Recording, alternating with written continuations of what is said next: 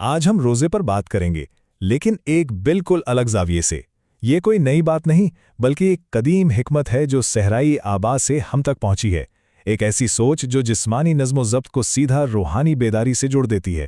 آئیے اس گہرے سفر کا آغاز کرتے ہیں۔ اچھا، جب بھی روزے کا نام آتا ہے تو ذہن میں کیا آتا ہے؟ بھوک، پیاس، یہی سب ہے نا؟ لیکن کیا واقعی روزے کا مطلب صرف جسم کو تھکانا ہے، یا اس کے پیچھے کوئی بہت گہرا روحانی راز چھپا ہے؟ آئیے دیکھتے ہیں کہ صحرائی آباؤ اس بارے میں کیا کہتے تھے، اور ان کا جواب شاید ہمیں سوچنے پر مجبور کر دے۔ تو یہ گہری سوچ، یہ حکمت آئی کہاں سے؟ اسے سمجھنے کے لیے ہمیں پہلے ان لوگوں کو جاننا ہوگا جنہوں نے اس حکمت کو اپنی زندگیوں میں اپنایا۔ تو چلیں وقت میں پیچھے چلتے ہیں اور صحرائی آباؤ کی دنیا میں قدم رکھتے ہیں۔ ذرا تصور کریں، یہ 4 صدی عیسوی کا زمانہ ہے۔ کچھ لوگ شہر کی رونق، اس کی ہلچل، سب کچھ چھوڑ چھاڑ کر مصر اور شام کے تپتے صحراؤں کا رخ کر رہے ہیں۔ کیوں؟ ان کا مقصد ایک ہی تھا، اپنی زندگی کو خالصتاً دعا اور روحانی تربیت کے لیے وقف کر دینا۔ ان کی برسوں کی ریاضت سے جو حکمت اور اقوال نکلے، انہیں بعد میں ایک کتاب آبا کے اقوال میں جمع کر لیا گیا، جو آج بھی روحانیت کے متلاشیوں کے لیے ایک روشنی کا مینار ہے۔ اور ان سب میں سے 2 نام ایسے ہیں جو اس سفر میں ہمارے رہنما ہوں گے، اینتھنی دی گریٹ اور ایورگریریز پونٹیکس۔ یہ روحانی نظم و ضبط کے وہ عظیم استاد تھے جن کی روزے کے بارے میں گہری باتیں آج بھی اتنی ہی سچی اور تازہ ہیں جتنی صدیوں پہلے تھیں۔ ٹھیک ہے، تو اب ہمیں یہ تو پتہ چل گیا کہ یہ لوگ کون تھے۔ اب آتے ہیں اصل بات پر۔ صحرائی آبا کے نزدیک روزہ صرف جسم کا معاملہ تھا ہی نہیں، بلکہ روح کا ایک گہرا سفر تھا۔ دیکھتے ہیں کیسے۔ یہاں 2 بالکل مختلف سوچیں آمنے سامنے آتی ہیں۔ ایک طرف تو ہے وہ عام سی سوچ کہ بھائی روزہ رکھ لیا مطلب کھانا پینا چھوڑ دیا، بس بہت ختم۔ لیکن دوسری طرف صحرائی آبا کہتے تھے کہ نہیں، بات اتنی سادہ نہیں ہے۔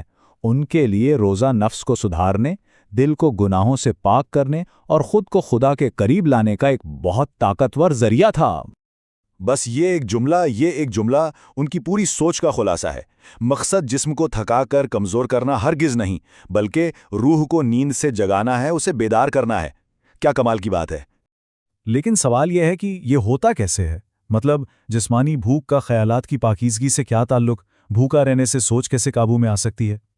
صحرائی آواز کے مطابق اس کے پیچھے ایک بہت سیدھا اور گہرا روحانی اصول کام کرتا ہے۔ دیکھیں، سینٹ اینتھنی دی گریٹ نے اس کنیکشن کو کتنی سادگی سے سمجھا دیا ہے۔ وہ کہتے ہیں، جو اپنے پیٹ کو قابو میں نہیں رکھ سکتا، وہ اپنے خیالات کو بھی قابو میں نہیں رکھ سکتا۔ مطلب جسمانی خواہشات پر قابو پانا ہی ذہنی اور روحانی قابو کی پہلی سیڑھی ہے۔ تو یہ ہے وہ پورا پروسیس، ایک زنجیر کی طرح۔ پہلا قدم، انسان اپنے پیٹ کی خواہش پر قابو پاتا ہے۔ جب یہ قابو حاصل ہو جاتا ہے تو اس سے آوارہ اور بے لگام خیالات پر کنٹرول ملتا ہے، اور جب خیالات پاکیزہ اور قابو میں آ جاتے ہیں تو اس کا آخری نتیجہ دل کی پاکیزگی کی صورت میں نکلتا ہے۔ ایک قدم دوسرے کے لیے راستہ بناتا ہے۔ اور صرف سینٹ اینتھنی ہی نہیں، ایورگریریز پونٹیکس بھی بالکل یہی بات کرتے ہیں، بس تھوڑے مختلف الفاظ میں۔ ان کا کہنا تھا کہ کم کھانا ذہن کو صاف اور تیز کرتا ہے، سوچنے سمجھنے کی صلاحیت بڑھاتا ہے، جبکہ زیادہ کھانا روح پر ایک غفلت اور سستی طاری کر دیتا ہے۔ یعنی جسم کا اعتدال ہی روح کی بیداری کی چابی ہے۔ تو ان سب باتوں کا مطلب کیا ہوا؟ اگر روزہ صرف بھوکا رہنا نہیں ہے تو پھر سچا روزہ آخر ہے کیا؟ اب ہمارے سامنے اس کی مکمل تصویر واضح ہونے والی ہے۔ یہاں آ کے پوری تصویر واضح ہوتی ہے۔ صحرائی آبا کے نزدیک سچا روزہ صرف پیٹ کا نہیں تھا، ارے نہیں، بلکہ اس کے ساتھ ساتھ زبان کا روزہ بھی تھا۔ غصہ چھوڑنا، حسد سے بچنا، کسی کی برائی نہ کرنا۔ ان کا ماننا تھا کہ اگر جسم تو بھوکا ہے لیکن دل اور زبان گناہوں میں لگے ہیں تو وہ روزہ ادھورا ہے، بے معنی ہے۔ اصل مقصد تو اندر اور باہر دونوں کو پاک کرنا ہے۔ تو یہ ہے سچے روزے کا فارمولا، ایک مکمل پیکج۔ اس میں جسمانی نظم و ضبط بھی ہے، اخلاق کی پاکیزگی بھی ہے، اور روحانی عاجزی اور انکساری بھی۔ جب یہ تینوں چیزیں اکٹھی ہوتی ہیں تب جا کر ایک سچا روزہ مکمل ہوتا ہے۔